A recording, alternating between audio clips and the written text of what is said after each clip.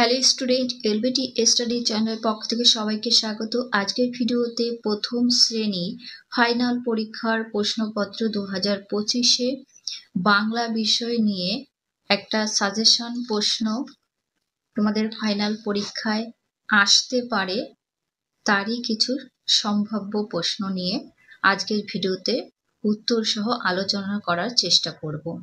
আজকের ভিডিওতে 2 নম্বর প্রশ্ন সেটটা দেখব। পূর্ণমান তোমাদের 50 থাকবে এবং সময় 1.5 ঘন্টা পাবে। একের দাগে পরের বাক্য লেখো। 3টির জন্য 3 নাম্বার। কতে শিউলি ফুল হাওয়ায় দোলে দোদুল দুল। ক্ষতে নিজের দোষে মাছি শেষে হলো তো মাছ রাঙা। গতে কতদিন ভাবে ফুল উড়ে যাবে কবে। যেথা খুশি সেথা যাবে ভারী মজা হবে। তারপরে দেখব 2 দাগে বাম দিকের সঙ্গে ডান দিক মিলিয়ে বাক্য লেখো। 4টির জন্য 4 নাম্বার। বাম দিক ডান দিক। কিছু প্রশ্ন করে দিয়েছি, কিছু করিনি, সেটার উত্তর আমি মুখে বলে দেব। কতে এসেছে শরৎ হিমের পরশ। ক্ষতে হবে কাল ছিল ডাল খালি আজ ফুলে যায় ভরে, এর সাথে মিলাবে। গতে গৌর এলো কিসে করে, নৌকায় করে। ঘতে কাটা গাছে কিসে, পেঁচা ডাকে। 3 দাগে অর্থ লেখো। 4টির জন্য 4 নাম্বার। 3-এর কথে মৌচাক কথার অর্থ মৌমাছির বাসা। ক্ষতে কৌতুক কথার অর্থ রহস্য বা মজা ঠাট্টা। গতে ভোজ কথার অর্থ সম্মিলিত বা ভোজনাস্যব, অর্থাৎ যেখানে অনেক লোক একসাথে খাবার গ্রহণ করে তাকে ভোজ বলে। ঘতে গগন কথার অর্থ আকাশ বা নভমণ্ডল। 4 দাগে বিপরীত শব্দ লেখো। 4টির জন্য 4 নাম্বার। 4-এর কথে শীত কথার বিপরীত হবে গরম। ক্ষতে আগায় হবে পেছনে, এখানে আগায় বলতে বোঝায় এগিয়ে যাওয়া। গতে ভর্তি অর্থাৎ ফাঁকা বা খালি। ঘতে যাওয়া হবে আসা। 5-এর দাগে শূন্যস্থান পূরণ করো। 5টির জন্য 5 নাম্বার। কতে দেখো ফয়রসু ক পয়রসি আছে, ল দিলে হচ্ছে ফুলকপি। ক্ষতে চয়রসি কচিক চিক। গতে ভয়কার ভোর বয়েকার লয়াকার ভোরবেলা, এক একটা শব্দ হচ্ছে। ঘতে হ নয়রস্য হনু ময়াকার দন্তন্য হনুমান। উমতে ময়াকার ছ মাছ রয়াকার উময়াকার রাঙা মাছ রাঙা। 6 দাগে সঠিক উত্তরের মাথায় টিক চিহ্ন দাও। এখানে হাফ নাম্বার করে থাকছে। 4টির জন্য 2 নাম্বার।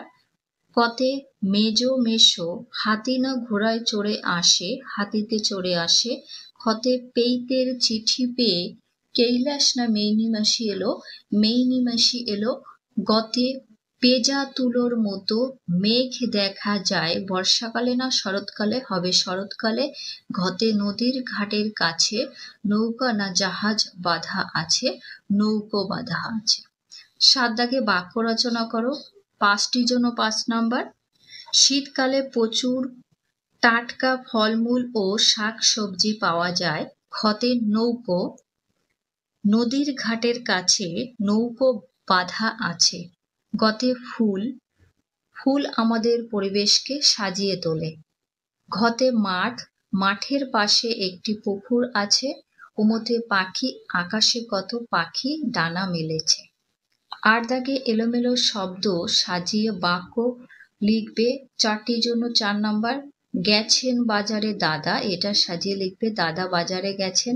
ক্ষতে ছুটি কয়েক দিনের এখন পড়াশুনোয়, সাজিয়ে লিখবে পড়াশুনোয় এখন কয়েক দিনের ছুটি।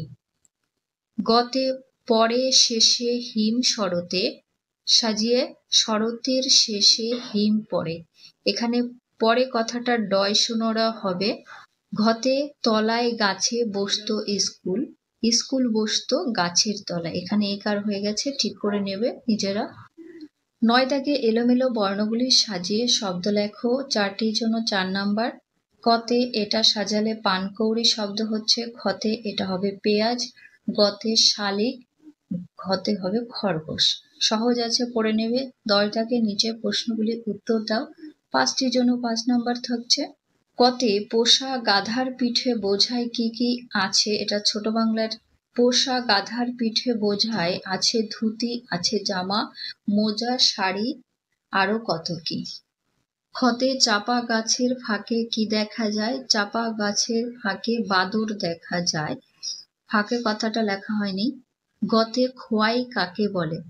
দেখো, এটা রবীন্দ্রনাথ ঠাকুরের যে গল্পটা আছে সেখান থেকে দেওয়া হয়েছে।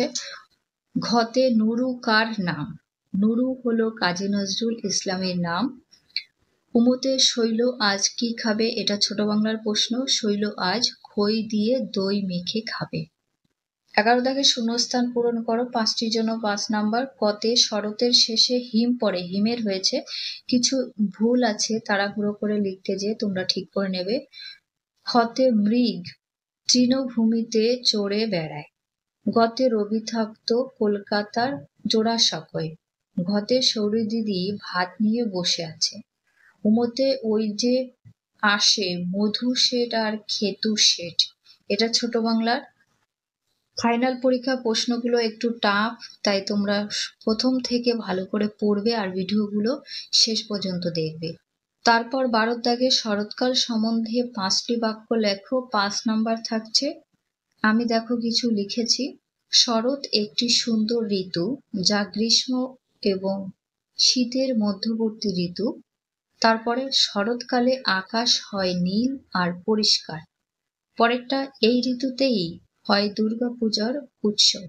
4 নম্বরে ভাদ্র আশ্বিন মাস নিয়ে এই ঋতু। 5 নম্বরে লিখেছি এই ঋতুতে কাশফুল, পদ্ম, শিউলি প্রভৃতি ফুল ফোটে। এছাড়াও তোমরা নিজেরা লিখতে পারো। এখানে ভিডিও শেষ করলাম। আজকে যদি চ্যানেলে নতুন হয়ে থাকো, এরকম ভিডিও পেতে চ্যানেলটিকে সাবস্ক্রাইব করে রেখো। ভিডিওগুলো বন্ধুদের কাছে শেয়ার করে দিও, তারাও তোমাদের দ্বারা উপকৃত হবে।